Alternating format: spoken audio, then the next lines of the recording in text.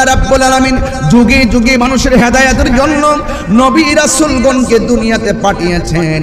আমার নবীকে এই পবিত্র রবিউল আউয়াল মাসে দুনিয়ার মধ্যে পাঠিয়েছেন। জোরে জোরে কে আল্লাহু আকবার বলা যাবে না? আমার নবী এসেছে খুশি না বেজার? আরো যখন খুশি না বেজার? অনেকে বলে নবীর মিলাদ নাই।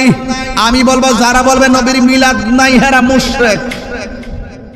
ঠিক ফতোয়ায়ে তাহিরি, ফতোয়ায়ে তাহিরি। যারা বলবে নবীর মিলাদ নাই ওরা কি মুশরিক। এখানে বলবো হুজুর মিলাদ মানে কি? একমাত্র আল্লাহর মিলাদ নাই। একমাত্র আল্লাহর কি নাই? লাম ইয়ালিদ ওয়া লাম ইউলাদ। কথা কোন ঠিক কি না? আল্লাহ ছিলেন, আল্লাহ আছেন, আল্লাহ থাকবেন।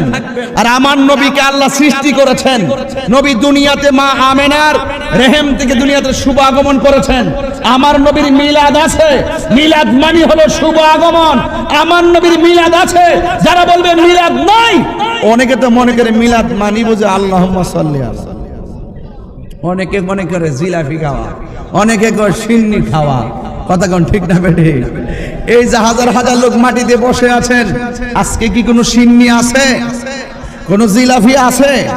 এরপরে এত মানুষ আসছেন, তাইলে বোঝা গেল এই দাবিটা সঠিক নয়। আমরা তাবারুকান বরকতের জন্য, আমরা তাবারুকান বরকতের জন্য আমরা তাবারুক করে থাকি। এটা কোনো অসুবিধা নয়, কারণ দীর্ঘক্ষণ মানুষ আলোচনা শুনবে।